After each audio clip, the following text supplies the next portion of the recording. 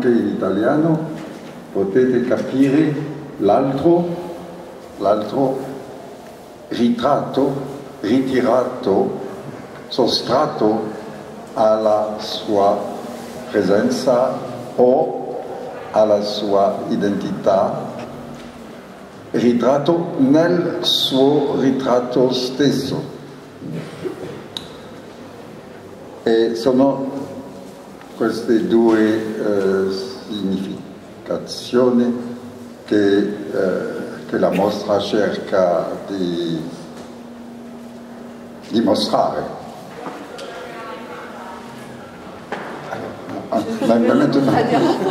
Pardon. Ma là un po' tradurre in francese.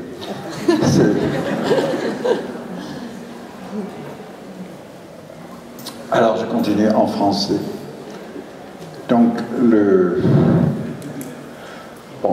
commençons par le premier sens, l'autre portrait, le portrait contemporain par rapport au portrait classique, c'est-à-dire au portrait représentatif. Ah, buongiorno.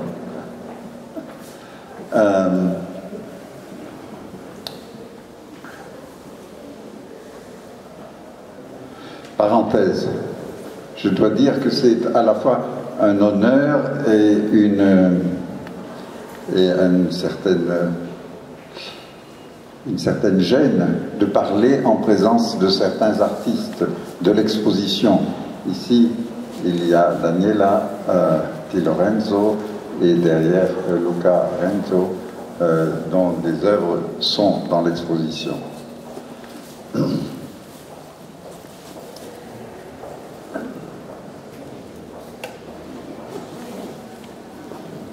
Continuo in italiano. Innanzitutto il primo senso, l'altro ritratto rispetto a quello classico, a quello contemporaneo, che qui è rappresentato appunto da Antonello.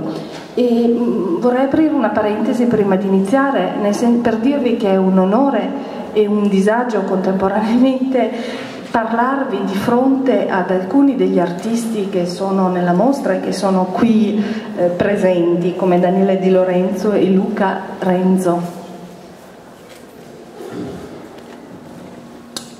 Alors, le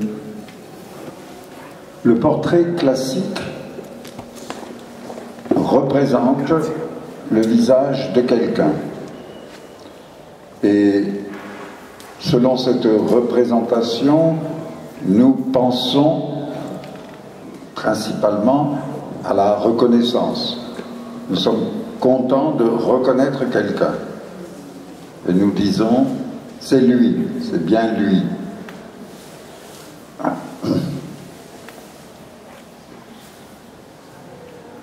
C'est ce que disait Aristote, vous savez, le philosophe grec du IIIe siècle avant Jésus-Christ, qui disait « Les hommes ont du plaisir aux représentations, aux imitations ». Il disait en grec « mimesis ». Les hommes prennent du plaisir à la mimesis parce qu'ils sont contents de reconnaître.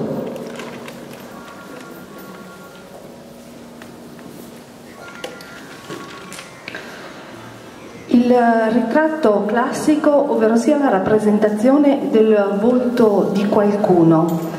E noi in quanto uomini proviamo piacere nel riconoscimento, nel dire è davvero lui, nel riconoscere qualcuno nel ritratto. Aristotele, il filosofo greco del III secolo prima di Cristo, diceva che gli uomini traggono piacere dalla mimesis, cioè dalla riproduzione della natura, la riproduzione che ci consente il riconoscimento. Mais quelle est la reconnaissance qui se produit avec le visage de quelqu'un? Ça peut être la reconnaissance formelle, extérieure, hein? C'est la reconnaissance de la photo d'identité. Nous avons tous des documents d'identité avec notre photo. Et quand nous passons une frontière, le policier regarde si je ressemble à ma photo. Mais justement, pour faire ces photos d'identité, il faut observer certaines règles. Il ne faut pas avoir les cheveux qui couvrent trop les oreilles, il ne faut pas avoir, même en principe, souvent pas de lunettes ou pas de lunettes trop visibles. Il faut offrir un certain nombre de traits simples, identifiables. Seulement, les photos d'identité sont en général moches et sans intérêt. Et ce ne sont pas des œuvres d'art, sauf si elles sont travaillées par un artiste, ce qui est arrivé.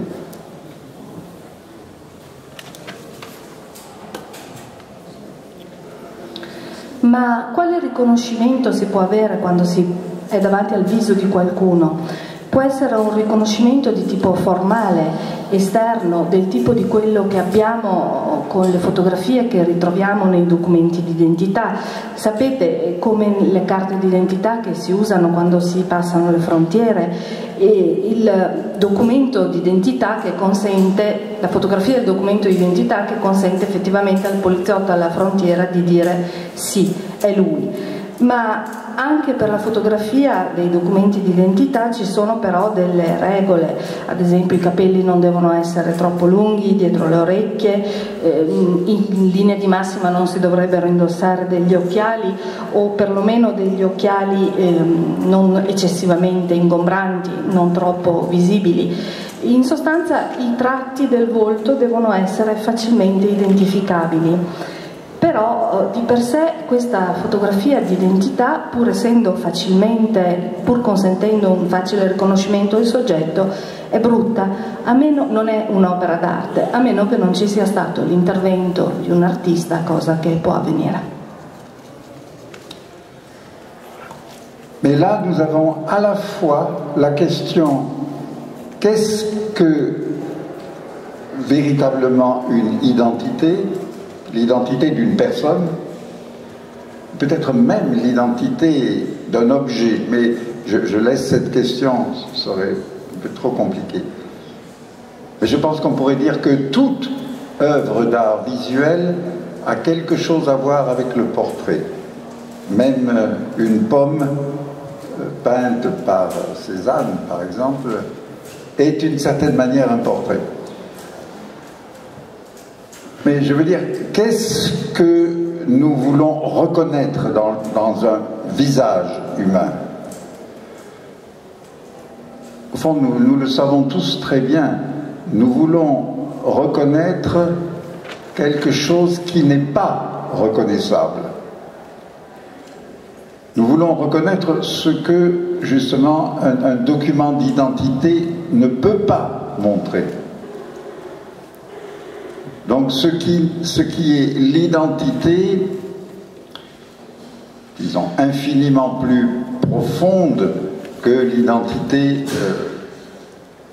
visible. Donc dans le portrait, il s'agit toujours d'un invisible.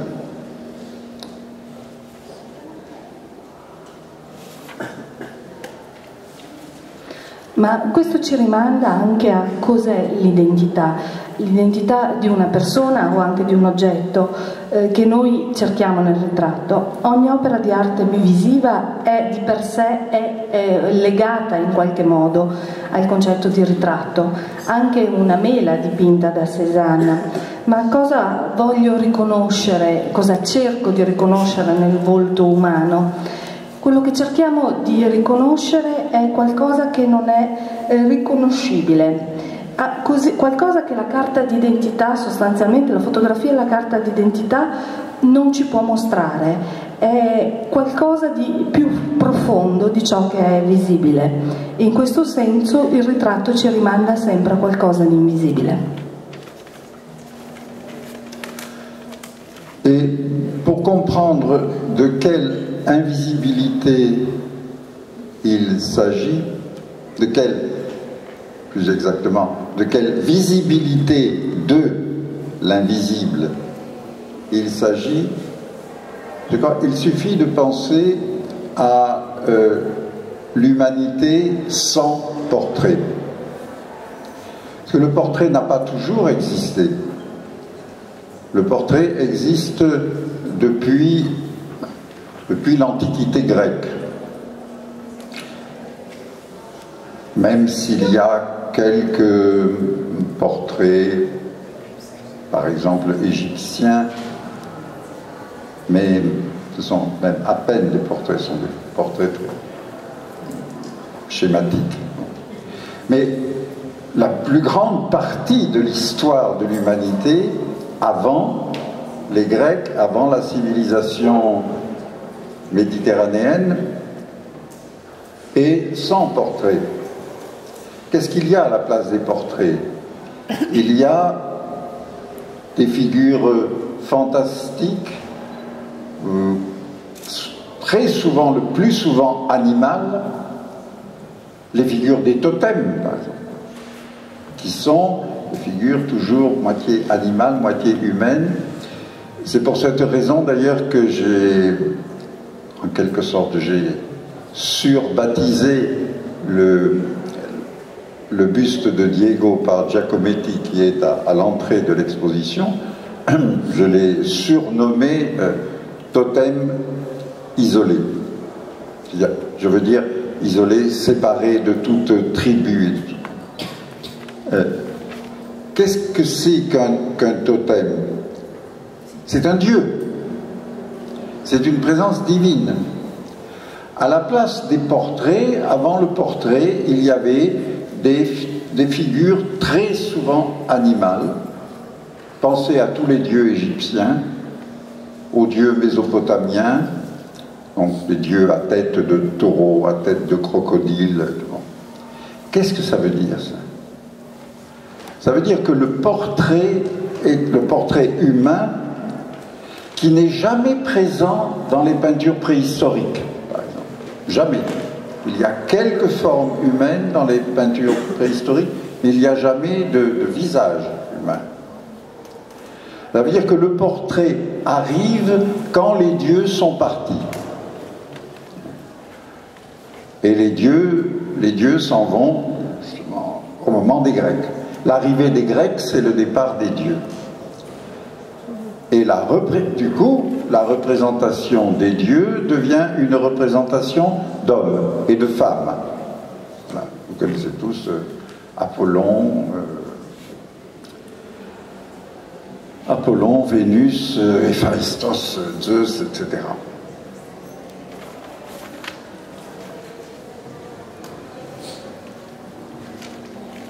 Per capire però di quale invisibilità si tratta, a quale invisibilità ci rimanda il ritratto, va detto che si tratta sostanzialmente di una visibilità dell'invisibile. Ebbene, per capire a quale invisibilità ci rimanda il ritratto, noi dobbiamo pensare a cos'era l'umanità senza ritratto. Perché il ritratto non è esistito sempre da un punto di vista storico, sostanzialmente il ritratto fa la sua comparsa con i greci. In misura minore c'è stato qualche accenno con gli egiziani, però era un ritratto schematico, appena abbozzato. E quindi una buona parte, una parte sostanziale della storia dell'umanità è una storia senza ritratto, dove ritroviamo solo delle figure fantastiche o delle rappresentazioni, ad esempio delle rappresentazioni di animali o delle figure totemiche che sono metà uomo e metà animale. Ad esempio il busto di Diego di Giacometti, che ho messo all'inizio della mostra, rappresenta quello che io chiamo un totem isolato poiché separato dalla tribù. E il totem rimanda ad un dio, rimanda ad una presenza divina, e ritroviamo appunto solo queste figure totemiche, figure di animali o anche delle divinità come le divinità dell'antico Egitto o le divinità mesopotamiche, che erano caratterizzate da teste di animali teste di toro, teste di volpe. Il ritratto umano, se ci pensate, non è mai presente nelle pitture preistoriche. Ritroviamo delle forme o tutt'al più delle figure umane tratteggiate, ma non troviamo dei volti. In sostanza il ritratto fa la sua comparsa quando i dei se ne vanno, e gli dei se ne vanno con i greci. I dei che con i greci assumono delle forme, delle sembianze umane. Se ci pensate, appunto, le diverse divinità, come potevano essere Efesto oppure Afrodite, che appunto assumono sembianze umane.